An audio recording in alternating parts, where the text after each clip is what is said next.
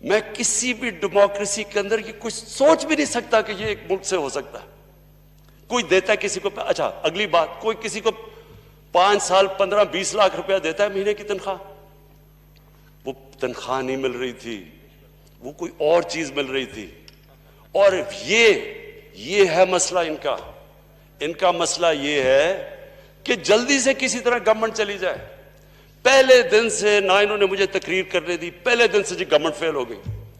پہلے تو ایک گھر کو آپ مقروض کر دیں, اس کے اوپر قرضے چڑھا دیں, بجلی کے بل اس کے اوپر قرضے چڑھ جائیں, اس کے گیس کے بل چڑھ جائیں, وہ گھر بالکل کنگال کر کے, اور پھر وہ گھر والے آپ کو نکال دیں, اور آپ گھر والوں سے جواب مانگے جی بتائیں آپ نے گھر کیسے کنگال کیا. پہلے دن سے شروع ہو گئی جی گورنمنٹ فیل ہو گئی ہے.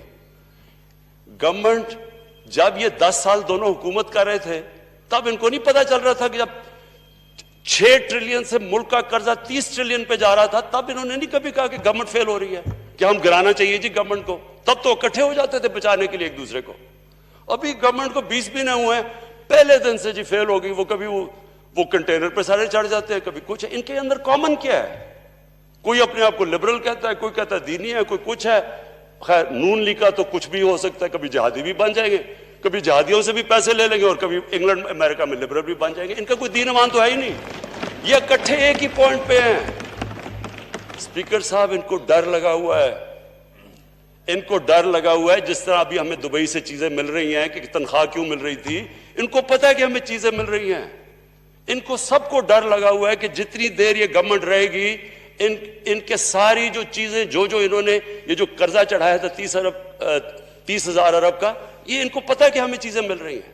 اس لیے جلدی میں ہے کسی طرح گورنمنٹ چلی جائے, کسی طرح ان کی چوری بچ جائے. تو میں کنکلوژن میں صرف جو میں اپنی ساری پارٹی کو اس دن کہہ رہا تھا, میں نے یہ جب کہا کہ میں نے یہ نہیں کہا کہ ہماری گورنمنٹ نہیں جانے والی, یا میں نے یہ نہیں کہا جس طرح کبھی کو کہ جی کرسی بڑی مضبوط ہے. کوئی مضبوط نہیں ہوتا, اللہ کے اوپر ہوتا ہے. آپ آج ہیں کل نہیں ہیں.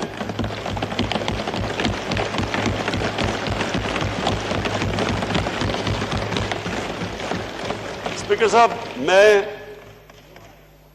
اپنے گھر میں رہتا ہوں, سارے اپنے خرچے برداشت کرتا ہوں سوائے ٹریول کے اور سیکیورٹی کے جو کہ میں نہیں کر سکتا.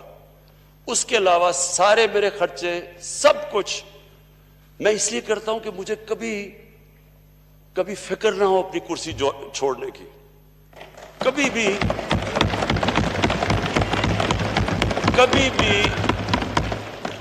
بھی مجھے اپنے اصولوں پہ اور نظریے پہ کمپرومائز نہ کرنا پڑے.